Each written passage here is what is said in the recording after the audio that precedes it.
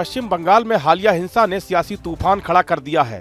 BJP लगातार TMC और ममता सरकार पर हमलावर है। वक्फ संशोधन कानून को लेकर सड़क से लेकर सुप्रीम कोर्ट तक हलचल है। पश्चिम बंगाल का मुर्शिदाबाद तो महाभारत का कुरुक्षेत्र बन चुका है। इसी बीच अब राज्यपाल सी.वी. आनंद बोस ने मुख्यमंत्री ममता बनर्जी की अपील को दरकिनार करते हुए मुर्शिदाबाद और मालदा के हिंसा प्रभावित इलाकों का दौरा किया।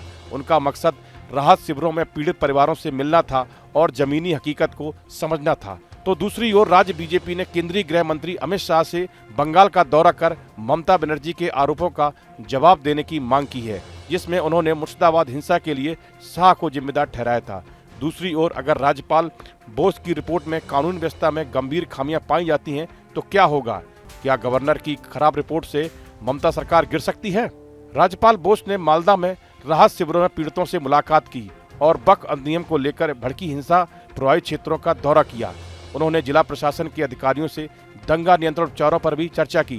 राजभवन के अनुसार बोस का यह दौरा हिंसा की सच्चाई को सामने लाने के लिए है। कुछ विस्थापित परिवारों को बीजेपी प्रदेश अध्यक्ष और केंद्रीय मंत्री सुकांत मजूमदार राजभवन लाए थे, जहां उनकी राज्यपाल से मुलाकात हुई। इससे पहले ममता बनर्जी ने राज्यपाल से दौरा टालने का अनुरोध किया था। ममता बनर्जी ने राज्यपाल बोस से अनुरोध करते हुए कहा था, फिलहाल वहां पर शांति बहाल हो चुकी है, लेकिन प्रशासन अभी जनता का विश्वास जीतने में जुटा है। मैं चाहती तो जा सकती थी, लेकिन सही समय पर जाऊंगी। मैं राज्यपाल और अन्य से कुछ दिन इंतजार करने का अनुरोध करती हूं, लेकिन बोस ने ममता की सलाह को दरकिनार कर दौरा करने का फैसला किया।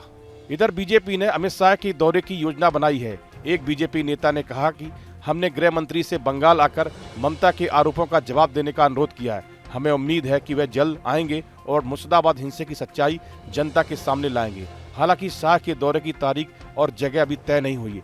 बीजेपी चाहती है कि शाह का दौरा प्रधानमंत्री नरेंद्र मोदी के प्रस्तावित दौरे से पहले हो, जो इस महीने नदिया के राना घाट में गेल के कार्यक्रम में शामिल हो सकते हैं। बीजेपी का मानना है कि शाह पहले स्थिति स्पष्ट करें और फिर मोदी उनके रुख की पुष्टि करें तो ममता बनर्जी पर इसका बड़ा असर होगा। दरअसल ममता बनर्जी ने सीमा सुरक्षा नियमों में बदलाव को लेकर केंद्र की आलोचना करते हुए कहा कि मौजूदा गृह मंत्री एक नया कानून लेकर आए हैं, जिसमें बीएसएफ का अधिकार क्षेत्र 15 किलोमीटर से बढ़ाकर 50 किलोमीटर कर दिया गया है। इसलिए बीएसएफ की जवाबदेही तय होनी चाहिए। उन्होंने आरोप लगाया है कि गृह मंत्रालय सीमा पर बंगाल में प्रवेश करने वाले लोगों की जानकारी राज्य सरकार के साथ साझा नहीं कर रही है। इसी बीच राष्ट्रीय महिला आयोग की अध्यक्ष विजया राहतकर और आयोग की एक जांच समिति मालदा पहुंची।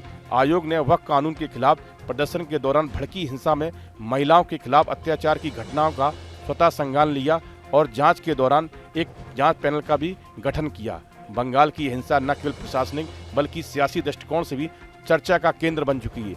ममता के आरोपों, राज्यपाल के दौरों और बीजेपी की रणनीति ने राज्य के सियासी माहौल को और गरमा दिया है।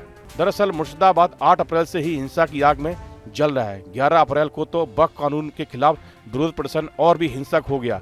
उस हिंसा में 3 लोगों की मौत हुई और कई घायल हुए। मुर्शिदाबाद के सुती, धुलिया और शमशेरगंज, जंगीपुर जैसे इलाकों में जमकर हिंसा हुई। इस दौरान तोड़फोड़, आगजनी और पथराव देखने को मिला। भाजपा का दावा है कि वक्फ पर हिंसा की वजह से करीब 500 हिंदू परिवार पलायन को मजबूर हुए और मालदा में शरण लेकर रह रहे हैं। भाजपा ने राज्य में राष्ट्रपति शासन लगाने की मांग की है। वहीं कलकत्ता हाई कोर्ट के आदेश पर मुर्शिदाबाद में केंद्रीय अर्धसैनिक बलों की तैनाती की गई है। इस वीडियो में फिलहाल इतना ही। आप बने रहिए न्यूज नेशन के डिजिटल प्लेटफॉर्म के साथ। न्यूज नेशन अब व्हाट्सएप पर खबरों के ताजा अपडेट के लिए न्यूज नेशन के इस क्यूआर कोड को स्कैन करें।